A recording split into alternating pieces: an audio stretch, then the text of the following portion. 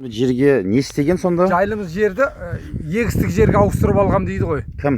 Әмірхан, Сейсенов Әмірхан. Жайылым жердің ортасынан. Ортасынан артизан Жайылым жердің ортасынан ойып тұрып, жан-жағы шұңқыр қылып қазып, терең орып қазып, ортасына егісеп отыр енді 2 жылдан бері. Ал ол шұңқырға мал түсіп жатыр, мертігіп жатыр, күлеңкелері ұшып мал жеп жатыр. Міне сәсеттің бір сиыры өлді, менің бір қойымның аяғы сынды. Сол заңда дұрыс па? Жайылым жердің ортасына бере сала ма? Түсінбедім. Ал менің естуім, оның жайылымдық жері прокуратура келіп тексерсе де, жайылымдық жері үйінің егістік жері ар жақта деп естігем. Ал бұл соны келеді да, тексерген адамдарға көрсете салады да, ана жақтағы құжатты міне қаге, міне менің егістік жерім деп көрсете салады деп естігемін. Енді өтірік айтсам, Құдайдың өзі кешірсін. Ойып алып, жаралап, білген істеп жатыр, енді білмеймін енді. Түсінбедім. Енді менің нем қыстауым өзіме қалсын. Мынау маңайым өзіме қалсын. Мен де күнімді көрейін, мал бағып отырған адамын Сейсенов Әмірханға алып қой деп еді. Қыстауымды тастап, мынаны тастап, мен қайға барам? Трактормен сыдыртып тастайым дейді. Орғас тастайым, қайға барады кесін дейді. Қорқытып жатырмасың да? Иә, айтады, орғас тастайым дейді. Трактормен сыдыртып тастайым дейді. Түйеңіз келе береді ғой, Әмірхан ағау, мына шөбімді жеп қойды десем, айдап таста дейді. Айдап тастасаң, оның 100-150 түйесінің қой сияқты емес қойлар. Бірыңғай кесе апарып айдап тастайсың. Бесеуі келеді, бесеуін айдап тастасаң, мынау шығыс жақтан 10-ау келе жатады, 10-ауынан десең батыс жақтан 4-еу келе жатады. Әптен қорлық, зорлық, есіктің алдына шыққым келмейді мына қыстаудан.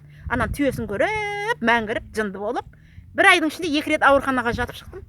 Оның қағазым да бар жатқан, куәгерлерім де бар. Соның кесірінен ба? Соның кесірінде күйік қой, есіктің алдына шыққан түйелес топырлап жүреді. Оны айдай алмасаң, егесіне айтамасаң, түйеңді арап кетші, айналайын-ау деп. Обал демесе ол. Соның кесірінен деп отырмын. Иә. Осы сіз айтып отырған жердің шешімі қай әкім берген? Түркістан қаласының әкімі ме, әлде Шорнақ ауылының әкімі ме? Негізі Түркістан қаласы мына бейбіт Сыздықтың кезіндегі мына шешімде солай жазылған. Бірақ Шорнақтың әкімі біріншіде қол қояды. Жақыпбек деген. Мына Әмірхан соның қыстауын сатып алып отыр.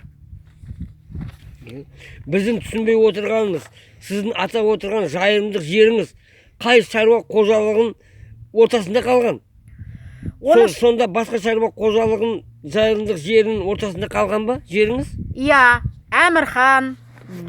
Шаруа қожалығының атын білмедім. Сейсенов Әмірхан деген кісі өзінің мына жерден бастап соның жері 1000 гектар ма 500 аз болғандай келеді да менің қыстауым айналдырып 90 гектар жер алады ғой. Соның ортасында қалып отыр ғой қыстауым енді. 90 гектар жер алған соның ортасында. Мен барамын, жер жоқ дейді. Бұған неге береді? Ал ішін күйе ме, күймей ма? Не әділдік жоқ па, заң жоқ па? Мен барам кадастрге. Енді менің барғаным енді бұл жерде негізге жатпайды. Өйткені менің жаңа ауызша маған келгенде нағып берген әйелдерске бір қатындарске әңгіме болып қалды да. Мен айтпаймын ба кадастрге бар. Нағып бермейсіңдер маған, анаған нағып бересіңдер деп жатырмын ғой. Бұл жағдайды құзырлы органдар, яғни жер комитеті, кадастр мекемесі біле ме? Кадастрға бардым.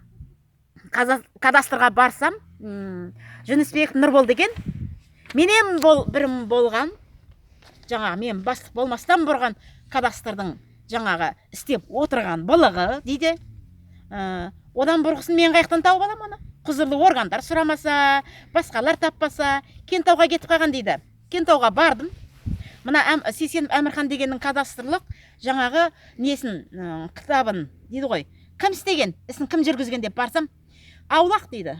Түркістанның құрысын дейді. Балығы бірінің үстіне бірі госақты берген, қырылып кеп жатқан бір адам, енді біз жауап бермейміз деп қайтарып атық деді ғой. Түркістанның өз жауап берсін деді. Кентауға бардым, кадастрлық ісін кім жүргізді дедім.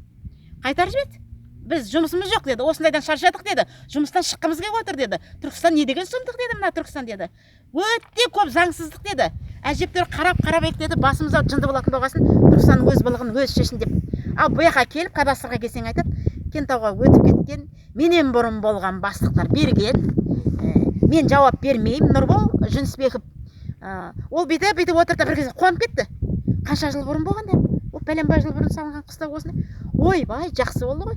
Мен жаңадан келгем, білмеймін дейді. Сонда таптырып алып, адамгершілік жағынан да, мынаны кім істебеңдер, мына байғұстың өзі беріп қойып деуге болмайды. Сосын кейін неге бардым енді? Прокуратураға бардым, енді прокуратура жаңағы не ғой? Мына жерде именно қора тұрма, жоқ па деп. Ол да оңай емес екен.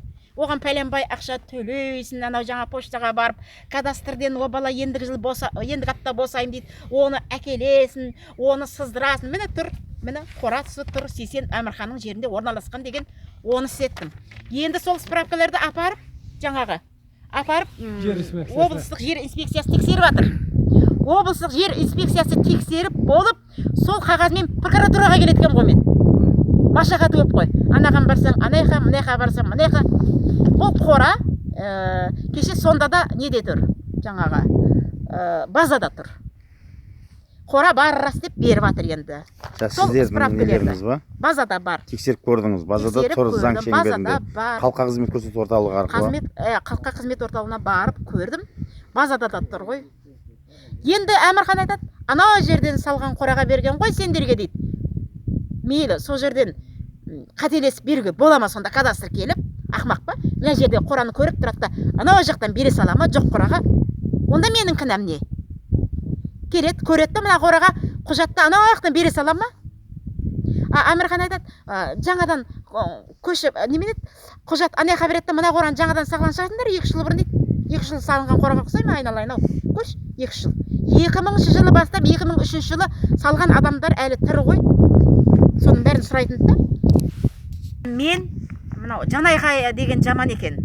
Енді мен осы сіздердің каналдарыңыз арқылы мынау Түркістан облысының бүкілгі құзырлы органдарынан көмек сұраймын айналайындар. Заң жүзінде де, адамгершілік жүзінде де әділ шешулеріңізді өтінемін. Ал егерде де мына Жанайқай деген жаман екен, егерде де шешімін таппай жатса, мен жоғарыға, тіпті Нұрсұлтан Назарбаевтың өзіне де, Астанаға барудың өзінен де тайынбаймын мен. Солай дегім келеді. Не айтарыңыз бар? Естідіңіздер, әділ шешімін сұрайын мен.